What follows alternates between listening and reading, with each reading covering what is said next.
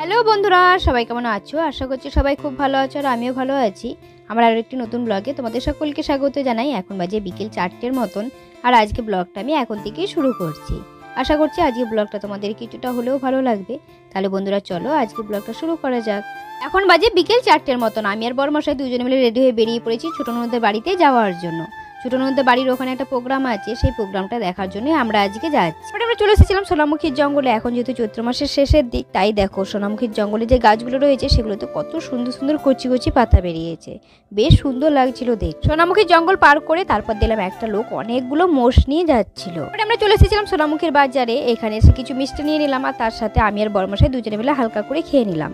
তারপর আবার বেরিয়ে পড়েছিলাম। আর এখানে একটা ব্রিজ ছিল, সেখানে দেখো এখন থেকে লাইটগুলো সব জ্বালিয়ে দিয়েছে। এখন প্রায় সন্ধে হয়ে এসেছে আর এখন আমরা চলে এসেছি ছোট ননদের বাজারে।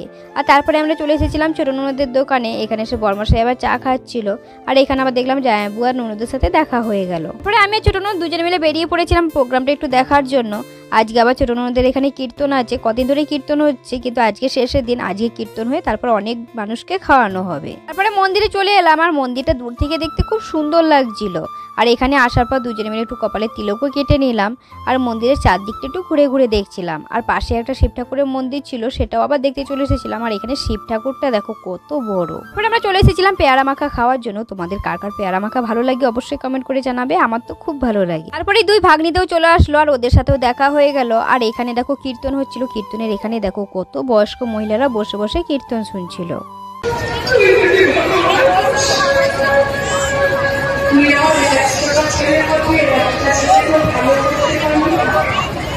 এই সাইডে আবার খিচুড়ি খাওয়ানো হচ্ছিল। এখানে দেখো কত লোকজন এসেছে, আরো একটু রাত হলে আরো বেশি লোকজন আসবে। এখন দেখো এই মাঠটায় কত ভিড় হয়েছে আর কত মানুষজন হয়েছে, যেদিকেই তাকাচ্ছি শুধু মানুষের ভিড় দেখা যাচ্ছে। তারপরে আমি আর ছোট ননদ দুজন মিলে বসে পড়েছিলাম খিচুড়ি খাওয়ার জন্য। এদিকে এক এক করে সবারই খাওয়া হয়ে গেছিল, বড়মশাইও খেয়ে নিয়েছিল আর বড় ভাগ্নিটা আবার খেতে বাকি ছিল, ওর জন্য ও আবার পাশ দিকে এসে বসেছিল, ওর মা আবার একটু একটু করে খাইয়ে দিচ্ছিল। আর এদিকে বড়মশাই আবার দূর থেকে আমাদের ভিডিও করছিল। প্রথমে তো দেখতেই পাইনি, পরে আবার দেখলাম যে দূর থেকে দাঁড়িয়ে ভিডিও করছে। পরের সকালবেলা চারদিক ঘুরে ঘুরে দেখছিলাম, তখন একটা সমাধি দেখতে পেলাম। তারপর ননদকে জিজ্ঞাসা করলাম, ননদ আবার বললো যে দিদির কাকা শ্বশুরকে নাকি এখানে সমাধি দেওয়া হয়েছে। আর তার পাশে একটা মন্দির ছিল, সেটাও আবার একটু ঘুরে ঘুরে দেখছিলাম। পরে চলে এসেছিলাম বাড়িতে। আর এখানে এসে দেখি দিদি বিরিয়ানি বানানোর জন্য সবার প্রথমে রাইসটা করে নিচ্ছিল উনুনে।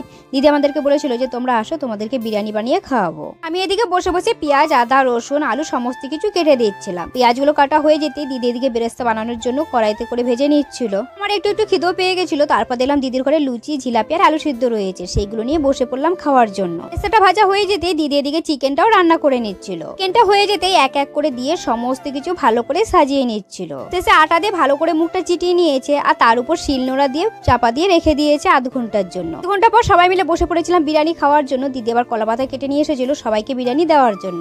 আর কলাপাতায় ফার্স্ট টাইম বিরিয়ানি খাচ্ছি। আর কলাপাতায় যখন বিরিয়ানিটা খাচ্ছিলাম খুব সুন্দর লাগছিল খেতে, কিন্তু খুব সুন্দর বিরিয়ানি বানাতে পারে। আজকের বিরিয়ানিটা কিন্তু খুব সুন্দর হয়েছিল আর যেমন ঝরঝরে হয়েছিল সেরকম টেস্টিও। আমরাও বিরিয়ানি খেয়ে বেরিয়ে পড়বো বিষ্ণুপুরের উদ্দেশ্যে। তাই দিদি সকাল সকাল বিরিয়ানি বানিয়েছে, না হলে রাত্রের দিকে বানাতো।